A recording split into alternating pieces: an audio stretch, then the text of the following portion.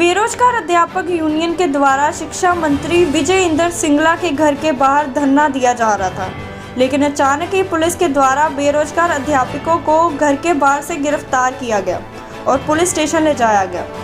वहीं बेरोजगार अध्यापकों ने कहा कि पिछली बार भी उनके ऊपर पुलिस ने लाठीचार्ज किया था और उन्हें मीटिंग का झूठा दिलासा देकर वापस भेज दिया था, लेकिन इस बार वो मीटिंग लेकर ही वापस जाएंगे। पटियाला से प्रीत रंधावा की रिपोर्ट, लाइव भारत। मेरा नाम संदीप सामा, सीनियर मीत प्रधान ईटीटी टट पास बेरोजगार अध्यापक यूनियन। ਅੱਜ ਅਸੀਂ ਮਾਨਯੋਗ ਸਿੱਖਿਆ ਮੰਤਰੀ ਸਾਹਿਬ ਦੀ ਕੋਠੀ ਦੇ ਅੱਗੇ ਬੈਠੇ ਆ ਆਪਣੀ ਜਾਇਜ਼ ਮੰਗਾਂ ਨੂੰ ਲੈ ਕੇ, ਔਰ ਜਿਹੜਾ ਮਹਿੰਦਰਾ ਕਾਲਜ ਹੈ ਉਹਦੇ ਕੋਲ ਜਿਹੜੇ ਸੁਨਾਮੀਆਂ ਗੇਟ ਹੈ ਉਹਦੇ ਕੋਲ ਅਸੀਂ ਜਿਹੜਾ ਮੰਦਰ ਦੇ ਕੋਲ ਜਿਹੜਾ ਬੈਠੇ ਆ।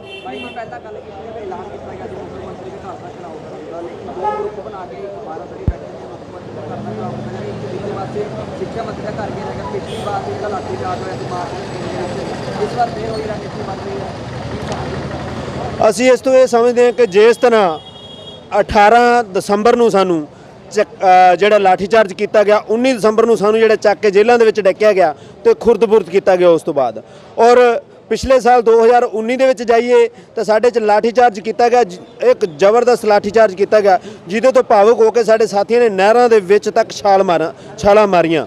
ਔਰ ਸਾਡੀਆਂ ਜਿਹੜੇ ਜਾਇਜ਼ ਮੰਗਾਂ ਨੇ ਉਹੀ ਨੇ ਕਿ ਈਟੀਟੀ ਦੀ ਪੋਸਟ 'ਤੇ ਜਿਹੜਾ ਈਟੀਟੀ ਨੂੰ ਵਿਚਾਰਿਆ ਜਾਵੇ और ਜਿਹੜੇ ਸਾਡੇ ਤੇ ਕੰਡੀਸ਼ਨਾਂ ਲਾਈਆਂ ਗਈਆਂ ਨੇ ਉਹਨਾਂ ਨੂੰ ਰੱਦ ਕੀਤਾ ਜਾਵੇ। ਜਿਹੜੇ ਕੱਚੇ ਮੁਲਾਜ਼ਮ ਜਿਨ੍ਹਾਂ ਨੂੰ ਪੋਸਟ ਤੇ ਇਹ ਗਿਣਦੇ ਨਹੀਂ ਉਹਨਾਂ ਨੂੰ ਐਕਸਪੀਰੀਅੰਸ ਦੇ ਨੰਬਰ ਕਾਹਤੋਂ ਦਿੱਤੇ ਜਾ ਰਹੇ ਆ। ਈਟੀਟੀ ਦੀ ਪੋਸਟ ਤੇ ਸਿਰਫ ਈਟੀਟੀ ਨੂੰ ਵਿਚਾਰਿਆ ਜਾਵੇ ਔਰ ਜਿਹੜੇ ਸਾਥੀ ਸਾਡੇ ਓਵਰੇਜ ਹੋ ਰਿਹਾ ਉਹਨਾਂ ਨੂੰ ਜਿਹੜਾ ਵਨ ਟਾਈਮ ਹੈ ਉਹ ਜਿਹੜਾ ਮੌਕਾ ਦਿੱਤਾ ਜਾਵੇ। ਵਾਰ-ਵਾਰ ਜਿਹੜਾ ਪੋਰਟਲ ਖੋਲ੍ਹਿਆ ਜਾ ਰਿਹਾ ਉਹਨੂੰ ਵੀ ਬੰਦ ਕੀਤਾ ਜਾਵੇ, ਜਿਹਦੇ 'ਚ ਕਿ ਸਾਡੇ ਸਾਥੀ ਬਹੁਤ ਜ਼ਿਆਦਾ ਜਿਹੜੇ ਇਸ ਚੀਜ਼ ਤੋਂ ਪਛੜ ਰਹੇ। ਸਰ, ਤੁਹਾਨੂੰ ਪਿਛਲੇ ਦਿਨ ਮੀਟਿੰਗ ਵੀ ਦਿੱਤੀ ਗਈ ਸੀ, ਉਸ ਮੀਟਿੰਗ ਦਾ ਸਿੱਟਾ ਕੀ ਨਿਕਲ ਗਿਆ ਇਸ ਬਾਰੇ? ਸਾਨੂੰ 23 ਜਿਹੜੀ ਦਸੰਬਰ ਦੀ ਜਿਹੜੀ ਮੀਟਿੰਗ ਦਿੱਤੀ ਗਈ ਸੀ, ਉਸ ਮੀਟਿੰਗ ਦੇ ਵਿੱਚ ਮਾਨਯੋਗ ਸਿੱਖਿਆ ਮੰਤਰੀ ਸਾਹਿਬ, ਮਾਨਯੋਗ ਸੰਦੀਪ ਸੰਧੂ ਸਾਹਿਬ, ਮਾਨਯੋਗ ਸਕੱਤਰ ਸਾਹਿਬ ਸੀਗੇ। ਉਹਨਾਂ ਨੇ ਸਾਨੂੰ 25 ਤਰੀਕ ਤੱਕ ਦਾ ਸਮਾਂ ਲਿਆ ਸੀ ਕਿ ਅਸੀਂ ਜਿਹੜਾ ਮੁੱਖ ਮੰਤਰੀ ਸਾਹਿਬ ਅੱਗੇ ਤੁਹਾਡੀ ਮੰਗ ਰੱਖਾਂਗੇ ਔਰ ਤੁਹਾਡੀ ਮੰਗ ਨੂੰ ਜਿਹੜਾ ਸਾਰਥਕ ਹੱਲ ਜਿਹੜਾ ਕੱਢਿਆ ਜਾਊਗਾ, ਲੇਕਿਨ ਸਾਰਥਕ ਹੱਲ ਜਿਹੜਾ ਨਹੀਂ ਕੱਢਿਆ ਗਿਆ।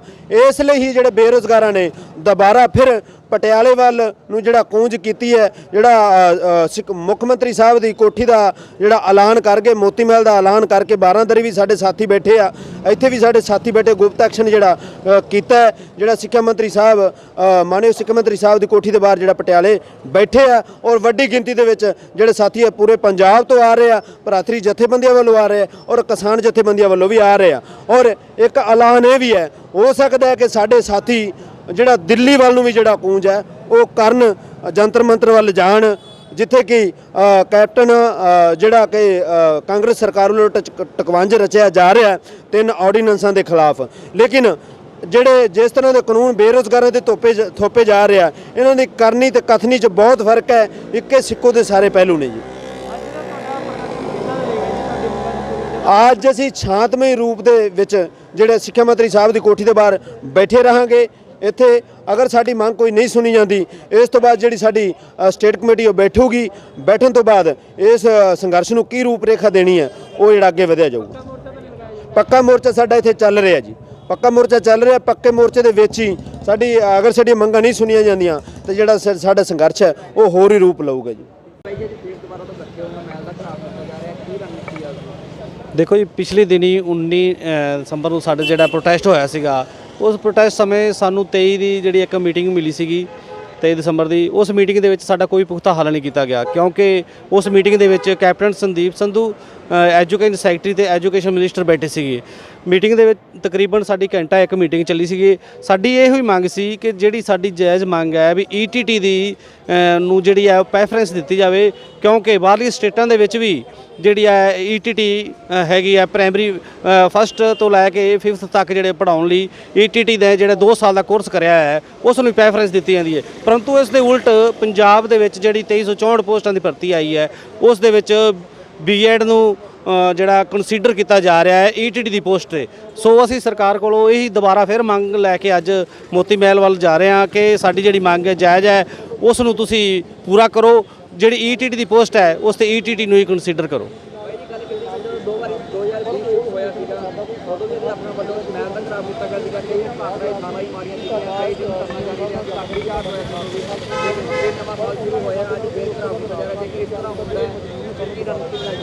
ਦੇਖੋ ਜੀ ਇਹ ਤਾਂ ਹੈਗਾ ਹੀ ਹੈ। ਦੇਖੋ ਤੁਸੀਂ 8 ਮਾਰਚ ਨੂੰ 2020 ਦੇ ਵਿੱਚ ਜਦੋਂ ਪ੍ਰੋਟੈਸਟ ਕਰਿਆ ਸੀਗਾ, ਉਸ ਟਾਈਮ ਕਾਫੀ ਸਾਥੀਆਂ ਨੇ ਡਾਂਗਾ ਤੋਂ ਡਰਦੇ ਹੋਏ ਜੱਲਿਆਂਵਾਲਾ ਜਿਸ ਤਰ੍ਹਾਂ ਜੱਲਿਆਂਵਾਲੇ ਬਾਗ ਦੇ ਵਿੱਚ ਇੱਕ ਸਾਕਾ ਵਾਪਰਿਆ ਸੀਗਾ, ਉਸੇ ਤਰੀਕੇ ਨਾਲ ਨਹਿਰਾਂ ਦੇ ਵਿੱਚ ਜਾ ਕੇ ਸਾਡੇ ਨੌਜਵਾਨਾਂ ਨੇ ਡਰਦੇ ਹੋਏ ਉੱਥੇ ਛਾਲਾਂ ਮਾਰੀਆਂ ਆਦੇ ਹੱਕੀ ਮੰਗਾਂ ਦੇ ਵਾਸਤੇ।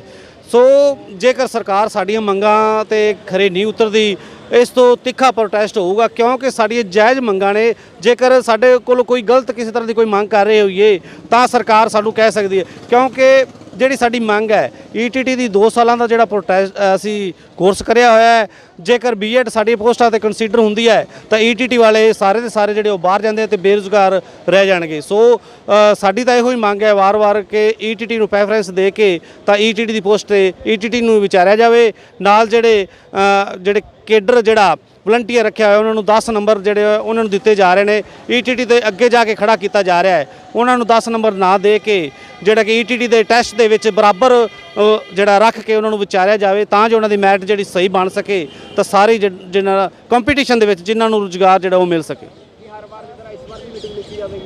ਦੇਖੋ ਜੀ ਸਾਡਾ ਮੀਟਿੰਗ ਦਾ ਤਾਂ ਹੈ ਨਹੀਂ ਵਿਚਾਰ, ਅਸੀਂ ਤਾਂ ਇਹ ਚਾਹੁੰਦੇ ਹਾਂ ਇੱਥੇ ਸਾਨੂੰ ਹੁਣੇ ਲੈਟਰ ਸਰਕਾਰ ਬਹੁਤ ਵੱਡੇ ਕੰਮ ਕਰ ਸਕਦੀ ਹੈ, ਬੋਰਡ ਦੇ ਵੱਲੋਂ ਆਪਦੀ ਲੈਟਰ ਇਸ਼ੂ ਕਰ ਦੇਵੇ ਵੀ ਜਿਹੜਾ ਪ੍ਰੈਫਰੈਂਸ ਹੈ ਈਟੀਟੀ ਨੂੰ ਦਿੱਤੀ ਜਾਊਗੀ, ਤਾਂ ਅਸੀਂ ਇੱਥੋਂ ਧਰਨਾ ਦਾ ਵਾਪਸ ਲਵਾਂਗੇ, ਨਹੀਂ ਤਾਂ ਸੰਘਰਸ਼ ਜਿਹੜਾ ਹੈ ਉਹ ਸਾਡਾ ਜਾਰੀ ਰਹੂਗਾ। ਬੇਔਲਾਦ ਜੋੜਿਆਂ ਦੇ ਲਈ ਵਰਦਾਨ ਮੈਡੀਕੋਮ ਆਯੁਰਵੈਦਿਕ ਸੈਂਟਰ ਅੰਮ੍ਰਿਤਸਰ। ਗਰਭ ਦਾ ਨਾ ਠਹਿਰਨਾ ਜਿਹੀਆਂ ਬਿਮਾਰੀਆਂ ਦਾ ਸ਼ਰਤੀ ਇਲਾਜ।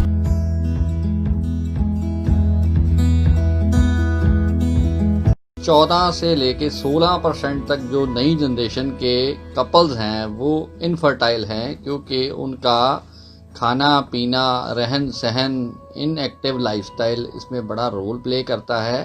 और बेसिकली आज की डेट में 50 से 60% लोग जो माँ बाप नहीं बन पा रहे वो सिर्फ इसी वजह से हैं कि उसमें एक बहुत बड़ा फैक्टर है इनएक्टिव खान पान की वजह से स्पर्म्स काउंटिंग की कमी होना।